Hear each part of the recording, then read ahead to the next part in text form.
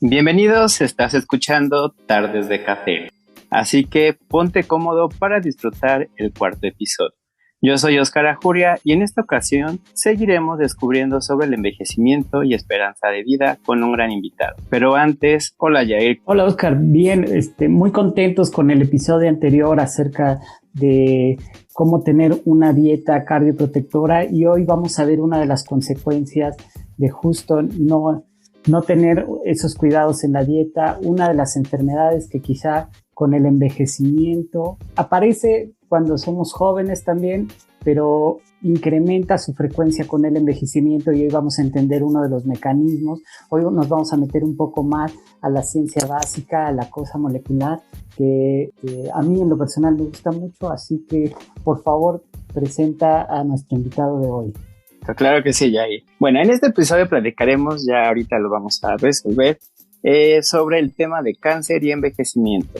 Y justo hoy para hablar de estos temas tenemos a un gran invitado. Él es Sergio Ayala. Él tiene una gran trayectoria en poco tiempo y Sergio es médico e investigador, maestro en ciencias con especialidad en biotecnología por el Tecnológico de Monterrey, Campus Monterrey, y actualmente estudia el doctorado de esta especialidad y ha tenido varias publicaciones. Bienvenido Sergio, qué gusto que nos acompañe. Hola Oscar, hola Yair, muchas gracias por invitarme. Bueno, primero que nada, cuéntanos en qué estás trabajando actualmente. Sabemos que, tu proyecto de investigación, habíamos pensado que íbamos a hablar un poco de cáncer, pero ¿qué es la parte específica de esta enfermedad que muestra muchísimos matices? Sí, pues como bien comentas, el cáncer es una enfermedad bastante compleja y como tal, de manera más específica, yo estoy estudiando cómo es que las células cancerígenas se comunican unas con otras, cómo es que modulan el ambiente en el que se encuentran a través de moléculas que secretan. Parte de estas moléculas que secretan, que se denomina secretoma, se encuentran, si bien propiamente moléculas que tienen una función de señalización, también vesículas extracelulares, que son partículas celulares liberadas por las células con el fin de mediar procesos de comunicación. ¿Trabajas en algún contexto en especial, por ejemplo, algún tipo de cáncer? Porque la pregunta aquí es, yo he trabajado un poco con cáncer de pulmón y sabemos que también el cáncer de pulmón es uno de los más graves y de los más frecuentes. Y lo que decíamos es que tú nos ibas a platicar un poco de tu idea de cómo se conecta esto con el envejecimiento, ¿te acuerdas? O sea, ¿cuál es la predisposición que tienen este mecanismo o estos pacientes? Sí, dentro de las diferentes estrategias que tiene el cáncer para prevalecer se encuentra la de modular la respuesta inmunológica. Entonces, la respuesta inmunológica, existe más bien una respuesta inmunológica antitumoral, pero las células cancerígenas, especialmente en estadios avanzados, tienen la capacidad de inhibir la respuesta antitumoral y por lo tanto evadir al sistema inmune y proliferar. Eso es el aspecto más específico que estoy estudiando y como te comentaba, las células tumorales liberan partículas celulares o vesículas extracelulares, de las cuales unas se denominan exosomas. Son de estudio muy reciente, aproximadamente hace unos 10 años que se empezó a estudiar intensivamente el tema y es uno de los mecanismos por los que las células tumorales modulan el sistema inmunológico. Estamos hablando ya de como mencionas tú ahorita, el caso del cáncer de pulmón, que es de los que tienen una mayor tasa de mortalidad, precisamente porque se detecta en estadios más tardíos. Las células tumorales, para alcanzar este estadio y para permanecer en este estadio, requieren de mecanismos como este que te comento para subsistir, para evadir, por ejemplo, al sistema inmunológico. Precisamente, ahorita que estabas comentando con esas cuestiones del cáncer, algo curioso que, me recordó es que la parte del envejecimiento que pues se relaciona un poco con estas cuestiones de un deterioro funcional en el tejido y célula, que es como el que tiene el envejecimiento y se relaciona de igual manera con el cáncer. ¿Nos puedes explicar un poco, pues este proceso común que vincula pues tanto el envejecimiento como el cáncer? Sí, claro. Mira, como comentaban al principio del programa, el cáncer y el envejecimiento se relacionan tan solo por el hecho de que la incidencia de cáncer se incrementa con la edad. Y al hablar de que el envejecimiento se define en la actualidad como la pérdida de función del tejido, tienes que pensar que las células del tejido entran en un proceso que se llama senescencia. Entonces, en este proceso se inhibe la proliferación celular. Las células tumorales en el tumor como tal, pues no se encuentran aisladas, sino que se encuentran en un nicho, en un ambiente que se llama microambiente tumoral, donde coexisten células tumorales que son senescentes y células tumorales que están proliferando, así como también los otros componentes del tejido que incluyen las células del sistema inmunológico. Entonces hay un componente del envejecimiento que se vincula directamente con el cáncer, tanto en los mecanismos que lo originan como en el que lo sostienen. Y que la probabilidad de desarrollar cáncer con el paso del tiempo, es decir, con el envejecimiento, también se deriva de que comparten mecanismos moleculares todos estos fenómenos. Tú comentaste que para estudiar este fenómeno de cáncer, ves que el vínculo entre dos células, o sea, cómo la intercomunicación intercelular es fundamental para mantener un buen equilibrio. O sea, esto lo pregunto porque ¿es en el organismo con cáncer o es específicamente las células de cáncer las que tienen la posibilidad de comunicarse por estos exosomas? Y otra es cómo lo hacen. ¿Lo hacen de manera particular, o sea, con la célula, digamos, entre células vecinas? ¿O es un fenómeno sistémico que cuando la gente con el envejecimiento empiezas a detectar cambios, digamos, en todo el organismo a nivel, digamos, de exosomas, cuando los cuentas, no sé?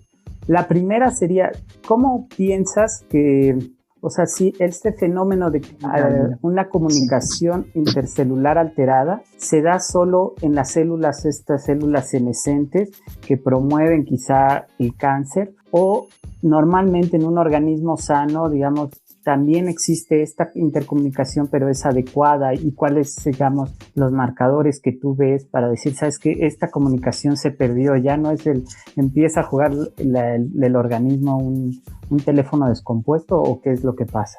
Sí, es que, mira, el cáncer como tal es un proceso tan complejo que sí es difícil integrar, por ejemplo, cómo se relaciona con el envejecimiento, porque para empezar piensas en el tejido sano y de ahí en el tejido tumoral, pero cuando piensas en el tejido tumoral también piensas en los fenómenos que le dan origen y también los que lo sostienen, o incluso en los fenómenos que pueden prevenir que se originen.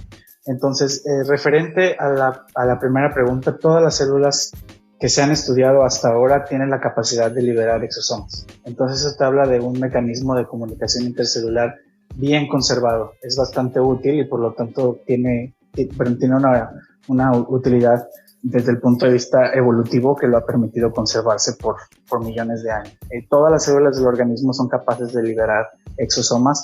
La medida y el contenido de los exosomas, es decir, el contenido de las vesículas extracelulares, ¿qué es lo que caracteriza finalmente a los exosomas? Contienen proteínas, material genético, una composición de lípidos específica.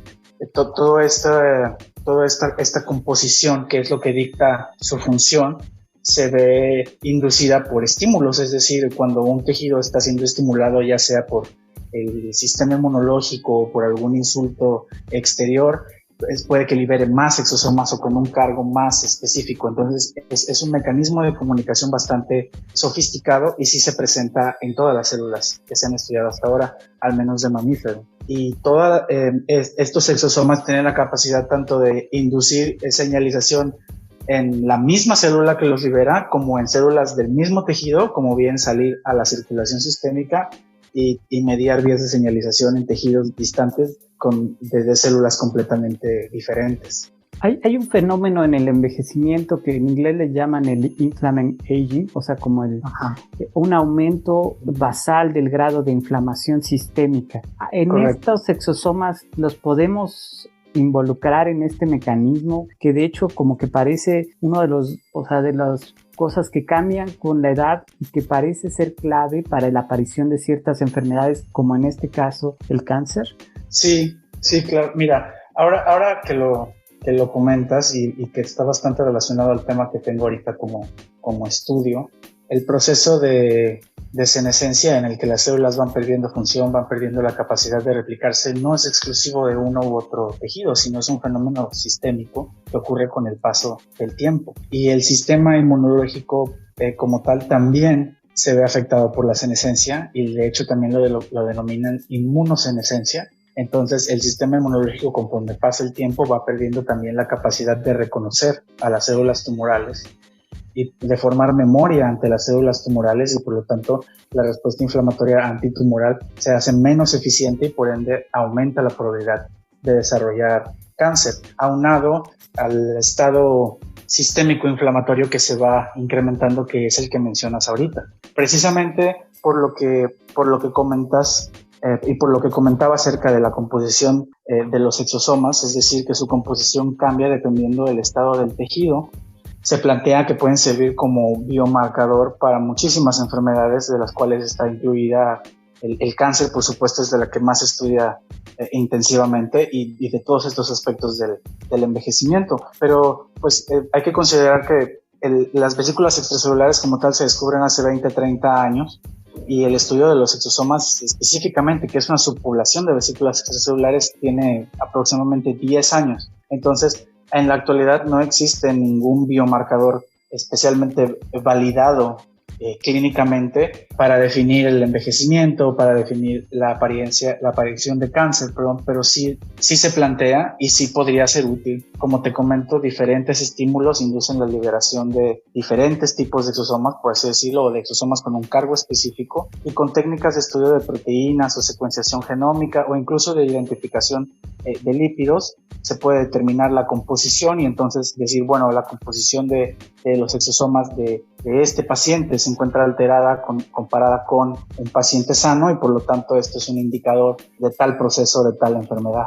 Oye, quisiera que profundizaras un poco para que la gente que nos escucha se imaginara cuáles son realmente las técnicas. Yo he escuchado en tus proyectos la microfluídica, o sea, cómo agarras los exosomas, cómo los determinas, cómo los estudias. Hablamos de un tema completamente nuevo, como dices, no hay un examen en el que puedas ir al laboratorio y te digan, vamos a medirte si los exosomas tienen que ver con, no sé, como decimos, con el diagnóstico de cáncer. Todavía no hay esa prueba, pero tú en el laboratorio, en tus manos, platícanos un poco de cómo realmente los estudias para que nosotros nos podamos imaginar de qué tamaños son las vesículas, etcétera, ¿no? Mira, los exosomas son nanométricos. De hecho, son nanopartículas biológicas y miden alrededor de entre 30 hasta 150 nanómetros. Entonces, el aislamiento es bastante complicado, ¿no? Precisamente por su tamaño. Uh-huh.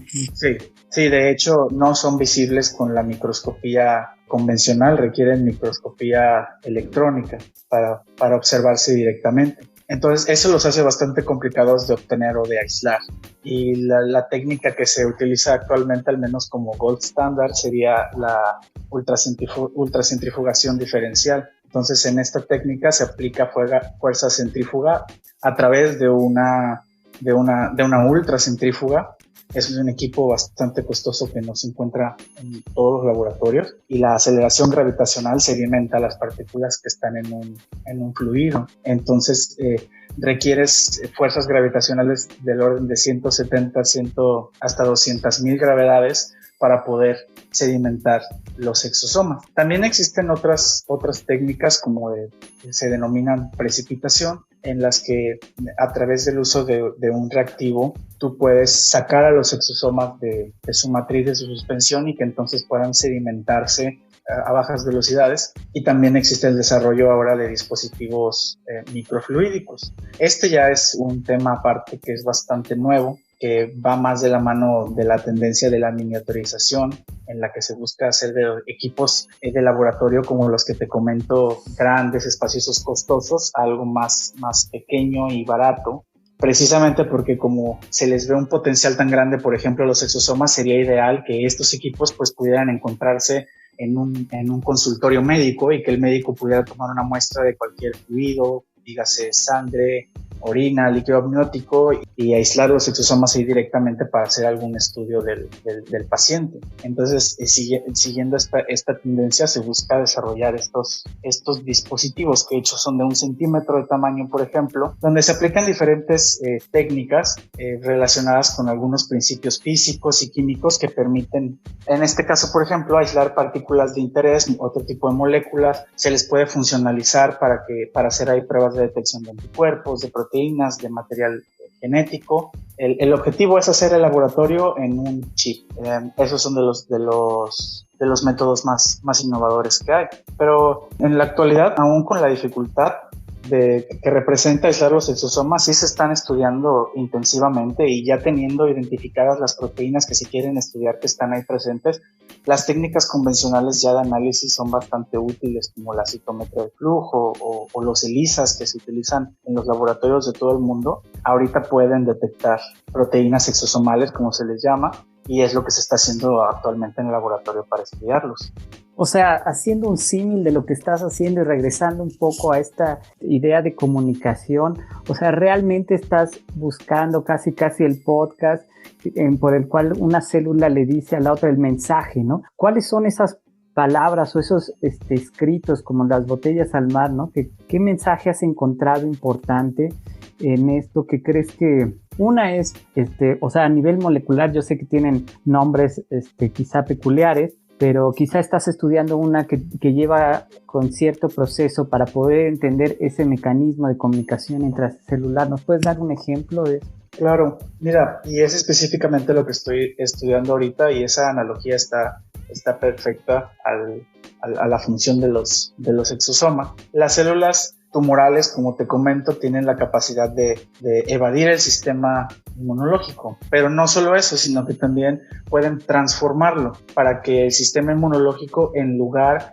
de destruirlas, no solamente no las destruya o inactivarlo, sino que favorezca el crecimiento, que tenga un efecto como se llama protumoral. Esta transformación se puede dar a través de los exosomas, a través de estos mensajes, sin la necesidad de contacto celular directo. Las células las células tumorales envían el material genético o incluso las proteínas en su forma final a través de los exosomas, y al recibirlas, las células del sistema inmunológico, de las más estudiadas, por ejemplo, los macrófagos, se transforman y pasan a ser macrófagos protumorales. Entonces han recibido la señal del cáncer no solamente para que no las destruyan, sino también para que ahora los macrófagos orquesten toda una respuesta protumoral, cambien completamente su función para favorecer el desarrollo del cáncer y para que el tejido en el que ellos se encuentren sea apto para el crecimiento tumoral.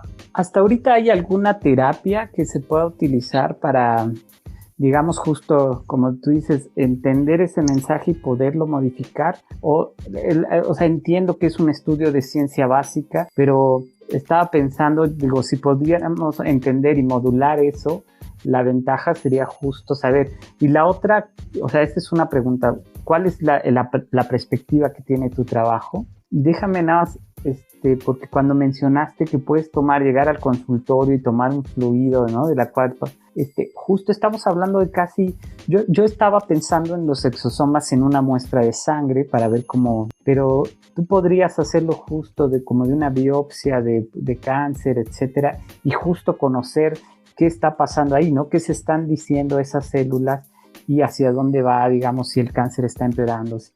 Mira, es que los exosomas realmente sí serían como una espada de doble filo porque tienen una función muy importante. Entonces, si nos situamos tan solo ahorita en el contexto del cáncer, tienen una función tanto protumoral como antitumoral, proinflamatoria como antiinflamatoria. Entonces, tú podrías plantear de entrada, pues, si los exosomas cumplen una función protumoral, bloquear la secreción de exosomas, pero para bloquear la secreción de exosomas tendrías que hacerlo selectivamente en las células tumorales, porque probablemente las células inmunológicas que destruyen el cáncer ejercerían un efecto antitumoral a través de los exosomas, y si evitas la liberación de exosomas en las células inmunes, pues entonces no tendrían un efecto antitumoral. Entonces podrías de entrada plantear, si quieres verlo como un blanco terapéutico, sería inhibir la secreción de exosomas. Ahora, esto, como mencionas, no existen clinical trials, bueno, no existen ensayos clínicos donde se esté estudiando esto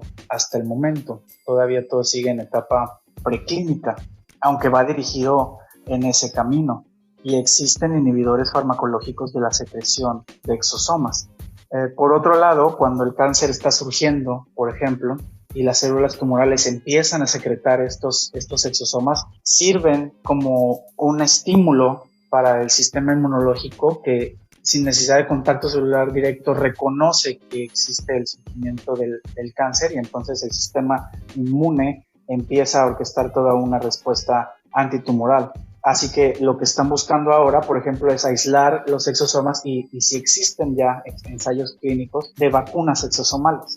Es decir, no se necesita mediar la respuesta inmunológica con antígenos específicos que son muy variantes entre cada tipo de cáncer, sino más bien, por ejemplo, con los exosomas tumorales. Efectivamente, como mencionas, y ligado a tu siguiente pregunta, los exosomas se pueden extraer de cultivos celulares, de sangre, de orina, de líquido amniótico, hasta en la saliva, en las lágrimas, en la sudoración se ha encontrado que existen exosomas, y también de las biopsias tumorales. Y uno de las grandes aplicaciones que se plantea para los exosomas es que pueden sustituir a la terapia celular en la medicina regenerativa. Ya que estamos hablando de envejecimiento, a fin de cuentas, la implantación de células madre o la modulación de células madre, si bien es la opción más estudiada en la actualidad, pues ahora se piensa que los exosomas que liberan las células madre, por ejemplo, podrían cumplir la misma función que una célula madre en un proceso regenerativo, y por lo tanto se cree que ahora la nanomedicina se fusiona con la medicina regenerativa, y los exosomas tendrían un papel muy importante en esas líneas de investigación. Wow, creo que eso es súper interesante. O sea, en terapia regenerativa. O sea, la idea sería recuperar a través de exosomas de forma sintética, digamos, creados en un laboratorio con las indicaciones. O sea, realmente estamos hablando que le daríamos exosomas que recuperarían la juventud en las personas, sobre todo a niveles de los tejidos, ¿no? O sea, que esos tejidos que, por ejemplo, en un cirrótico, etcétera, que tiene dañado el hígado, con los exosomas indicados, tú podrías promover la regeneración hepática, ¿no? Esa es la idea. Sí, exactamente. Sí, suena increíble. Déjame, nada más para cerrar un poco lo de cáncer y tratar de resumir esta participación que hemos tenido contigo, que ha sido súper interesante. Todo el mundo se imagina que las células de cáncer son unas células malditas que no les importa que están en un organismo y que parece que no se están comunicando. O sea, que ellas lo único que les importa es crecer, estorbar, y entonces llega un momento en que es por el tamaño o por lo estorboso que son estas células, terminan el cuerpo perdiendo la función o el órgano, etcétera. Aquí nos estás diciendo que realmente las células de cáncer son unas células que se comunican intensamente a través de exosomas. ¿Es cierto eso? Sí, es que mira, eso es de lo más interesante y es lo que más me llamó la atención para escoger este tema de estudio, porque usualmente cuando una persona piensa en el tumor como el conjunto de células aislado, aparte del resto del tejido, del resto del sistema, y realmente no es así, sino que se encuentra en un ambiente que está bastante complejo y que está finamente diseñado por ellas mismas para proliferar y para crecer, ¿no? Bueno, para seguir existiendo, pues. Entonces, va a sobrevivir. Entonces, hace aproximadamente, ¿qué te gusta? 30 años que se empieza a estudiar este ambiente y se denomina microambiente tumoral, y a partir de las interacciones que se ve entre las células tumorales y el resto del tejido es que empiezan a surgir las nuevas terapias. Y precisamente tú tienes el enfoque de la quimioterapia, por ejemplo, o el de la radioterapia, consiste en tratar de destruir a la célula tumoral. Entonces, el enfoque de las nuevas terapias no es en tratar de modular su ambiente para que no puedan sobrevivir, o más aún, para que el cuerpo las elimine como debería hacerlo de manera natural, como ocurre con una respuesta inmunológica. Hace aproximadamente 20 años se empezó a estudiar la inmunovigilancia, que es el proceso mediante el cual el sistema inmune reconoce a las células cancerígenas y las destruye. Y hace 2 años, 2 investigadores, un japonés y un americano, ganaron el Premio Nobel de Fisiología y Medicina por el descubrimiento de cómo el sistema inmunológico es inhibido por el tumor para crecer. Y lo ganaron porque las implicaciones de sus investigaciones permitió desarrollar los fármacos más modernos contra el cáncer que han demostrado una eficacia como no se había visto al menos desde los últimos 20 años. Estos son los inhibidores del checkpoint inmunológico, se les llama ISIS, y estos inhibidores son anticuerpos que inhiben la interacción entre dos proteínas, las cuales unas están en las células tumorales, las otras se encuentran en el sistema inmunológico, y al interactuar la célula tumoral inactiva a la célula inmunológica. Entonces estos anticuerpos previenen esta interacción y por lo tanto el sistema inmunológico puede reconocer al cáncer y destruirlo. Y te das cuenta que entonces la terapia no está enfocada a destruir a la célula tumoral, sino a inducir una respuesta natural contra el tumor. Por lo tanto, los efectos adversos de este tipo de terapias son mucho menores que los de una terapia como quimioterapia, una terapia más agresiva como la quimioterapia o la radioterapia. Y regresando al tema de los exosomas, pues resulta que las células tumorales tienen la capacidad de liberar exosomas que contienen estas proteínas que interactúan con el sistema inmunológico. Y por lo tanto los exosomas se pueden unir a los anticuerpos que se emplean como terapia, o a las proteínas que están en las células inmunológicas e inactivarlas de manera sistémica, por ejemplo, entonces induciendo una inmunodeficiencia sistémica, lo que finalmente contribuye a la muerte de una persona con cáncer. Sí.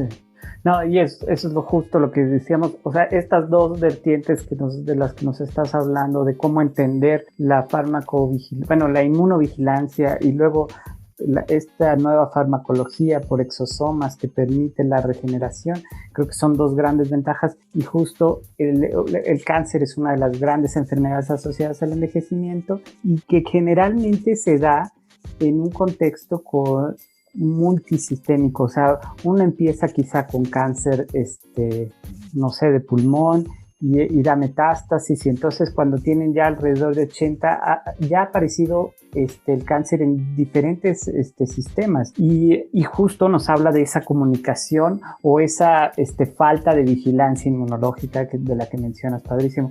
Y solo para cerrar un poco lo del microambiente, hay una investigadora muy buena que se llama Mina Bissell, que ella siempre dice el fenotipo sobre el genotipo, ¿no? O sea, que no es cualquier célula tumoral la que desarrolla tumores, sino que realmente hay ese microambiente que le favorece el que puedan proliferar, el que sean células, o sea, que no son células aisladas, como dices, sino ya hay toda una palabra muy romántica, pero que creo que habla perfectamente de eso, es como la arquitectura en donde el cáncer se da.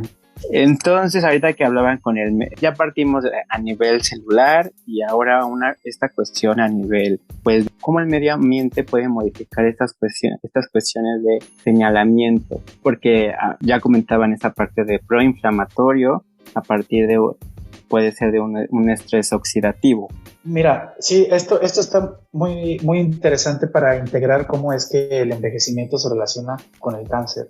De primera entrada ya dijimos que la incidencia de cáncer se incrementa con los años, es decir, entre más viejo eres, tienes una mayor probabilidad de desarrollar cáncer.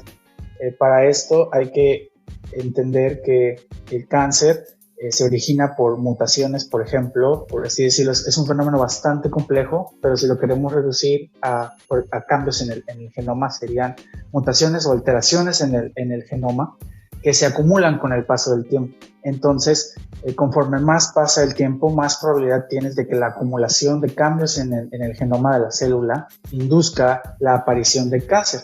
Y estos genes que componen el genoma, que se asocian a la aparición de cáncer, se llaman oncogenes.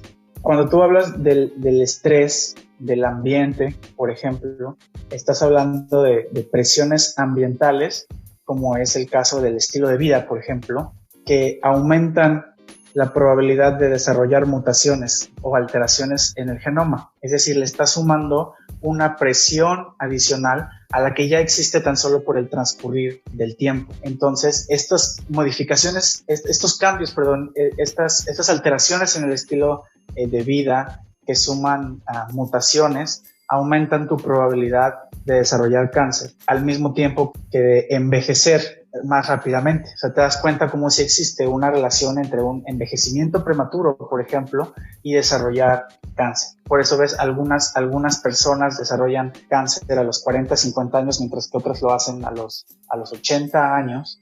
Es porque su estilo de vida, por ejemplo, aumentó la probabilidad de que desarrollaran estos cambios en el genoma que finalmente se traducen en cáncer. Claro, y ¿sabes qué? Me recordó un poco, y creo que lo hablábamos hace tiempo, Jair y yo, esta cuestión del estilo de vida saludable, que puedes modificar diferentes adaptaciones a nivel celular y salud. Pero hay esta teoría de los antioxidantes que podrían ayudar a esta cuestión de prevenir el cáncer, incluso estas cuestiones del envejecimiento. No sé si haya una relación sobre esto. Dentro de los mecanismos, por ejemplo, que se plantean para el envejecimiento, que también podríamos hablar de las alteraciones que ocurren en el genoma, si ya nos vamos a otro aspecto que es el metabolismo celular, existe el concepto del estrés oxidante, ¿no? De la producción de especies reactivas de oxígeno o radicales libres, como se conocen, el producto que son causa o consecuencia de la función de la mitocondria, un organelo celular, por ejemplo. Si lo quieres ver desde ese aspecto, un estilo de vida promueve el envejecimiento prematuro o el desarrollo de cáncer, se hipotetiza que aumenta la presencia de radicales libres en ciertos tejidos. Esto se relaciona también con un estado inflamatorio en ese mismo tejido. El estrés oxidante es un proceso normal. El problema es que con el paso del tiempo, la capacidad del cuerpo de amortiguar el efecto del estrés oxidante también disminuye y por lo tanto el efecto deleterio que tiene en la función de los tejidos o incluso celular en cuanto a la preservación de su genoma, por ejemplo, disminuye. Entonces hay una relación directa totalmente entre el estrés oxidante, el envejecimiento prematuro y el cáncer. Por lo tanto, es racional pensar que los antioxidantes, por ejemplo, podrían prevenir el envejecimiento o el cáncer y por lo tanto se estudian algunos antioxidantes, tanto convencionales como no convencionales, por ejemplo, la vitamina C. Sin embargo, al momento no existe evidencia alguna para recomendar tomar algún medicamento o algún suplemento con esta finalidad. Es decir, hasta el momento no se ha encontrado una relación causal entre el consumo de antioxidantes y la prevención de las enfermedades relacionadas al envejecimiento. Tú mencionabas que los procesos celulares, justo que las células de cáncer empiecen a proliferar, o sea, que entren al ciclo celular, o sea, es realmente como el ciclo de la vida, ¿no? De que crecen, se reproducen, pero la senescencia de la que hablas, que también es parte de lo que estabas trabajando, yo me imaginaba, o bueno, se ha planteado que la senescencia es esa solución al cáncer, o sea, que realmente el cáncer, cuando empieza a crecer desenfrenadamente, el mecanismo quizá que originó la biología para enfrentar este problema fue llegar a la senescencia, o sea, que la célula ya no tenga esa posibilidad de seguirse dividiendo de forma indefinida. En este caso, tú nos dices, ¿sabes qué? Pero los exosomas de las células senescentes también tienen una función. Entendiendo este equilibrio, porque es como esa cosa antagónica que decíamos, ¿no? Entre el proliferar y el ser senescentes, porque también parecería que las células senescentes son células como ya viejas, que ya no hacen nada, pero tú hablas que realmente tienen un papel, o sea, o un perfil de exosomas bastante interesante. ¿Cuál sería ese perfil o cómo involucraría para, o sea, evitar el cáncer, pero de cierta forma también promover el envejecimiento? Es una cosa como paradigmática. Sí, de hecho es bastante paradójico, pero también bastante interesante porque si te das cuenta, la senescencia y el cáncer como tal no presentan ventajas evolutivas. No habría una razón por la cual la selección natural conservara ambas, conservara ya sea la producción, preservara, por ejemplo, la senescencia, pero sí las hay. O sea, en la actualidad se cree que la senescencia surge en el proceso de embriogénesis. En la actualidad se cree que la senescencia tiene importancia durante el desarrollo del embrión, es decir, durante los primeros momentos del desarrollo de un organismo complejo. La senescencia juega un papel muy importante para modelar el tejido, para darle forma a los tejidos, para dar forma a los riñones, para dar forma a las extremidades. Se han encontrado células senescentes en básicamente todos los tejidos precursores a los tejidos de un organismo adulto. Entonces, este mecanismo pudo haber tenido sus orígenes durante el desarrollo de los organismos y no realmente más adelante durante su etapa de vida, es decir, no durante el envejecimiento, sino al principio de la vida. Sin embargo, sí funciona como un mecanismo protector, porque estábamos hablando de alteraciones en el genoma, los oncogenes, por ejemplo. Cuando ocurre una sobreexpresión o la pérdida de un oncogen, se activa un mecanismo de senescencia. La célula inmediatamente pierde su capacidad de replicarse, entra en senescencia. Se tienen que acumular una gran cantidad de alteraciones genómicas en los oncogenes para que la célula se brinque entonces este mecanismo y empiece a proliferar de manera incontrolada. Pero de primera instancia, la senescencia o este mecanismo de inactividad que detiene el ciclo celular, tiene la capacidad de la célula de proliferarse, inhibe la formación de cáncer. Más adelante, bueno, como comentabas también, estas células senescentes, si bien ya no tienen la capacidad de proliferarse, también no son células que han perdido completamente su función. De hecho, los exosomas, las moléculas que estas células liberan, afectan el tejido en el cual se encuentran. Y te voy a poner un ejemplo, es la senescencia inducida por la terapia. Y así regresamos al cáncer. Se sabe que la quimioterapia, la radioterapia inducen senescencia en las células tumorales. Lamentablemente estas son terapias que tienen un efecto sistémico también y entonces inducen senescencia en el sistema inmune. Por lo tanto, el sistema inmune ya no es capaz de eliminar a las células tumorales senescentes. ¿Y qué pasa? Pues pasa un tiempo después de la terapia y las células tumorales senescentes que quedaron ahí, que no fueron removidas por el sistema inmunológico, pues ahora tienen la capacidad de aumentar la proliferación de nuevas células tumorales y el cáncer regresa. Entonces existe todo este paradigma de que las células tumorales senescentes también tienen una función, a pesar de que ya no tienen la capacidad de proliferar, lo cual es característico del cáncer. Realmente creo que es un tema muy complejo a nivel celular y obviamente proyectarlo pues ya a nivel pues de medicina preventiva. Para cerrar este cuarto episodio, ¿con qué nos vamos? Y a esto me refiero, ¿cuál sería como tu reflexión, Sergio, una idea, este tema tan interesante que es el cáncer y el envejecimiento? Una reflexión importante sobre este tema es que existe una relación entre el cáncer y el envejecimiento.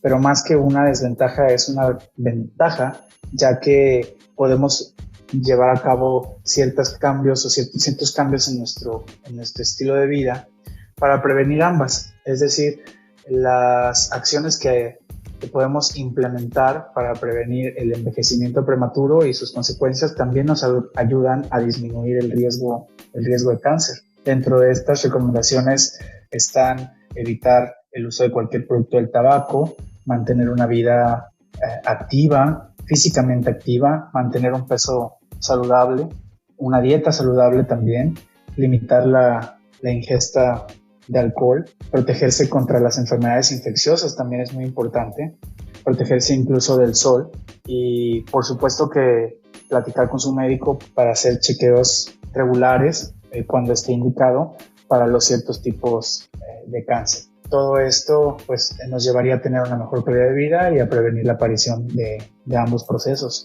Pues creo que está muy bien. Justo yo decía, ahora hay que entender realmente el cáncer a través, y si lo queremos entender hay que escucharlo a través de los exosomas, como tú lo dices. Muchísimas gracias, Sergio, por tu participación en este podcast. Espero que nos puedas dejar, y si están interesados, buscar los artículos científicos de Sergio Ayala. No sé si te has algo más que decir. Muchísimas gracias, de verdad, por estar en este podcast.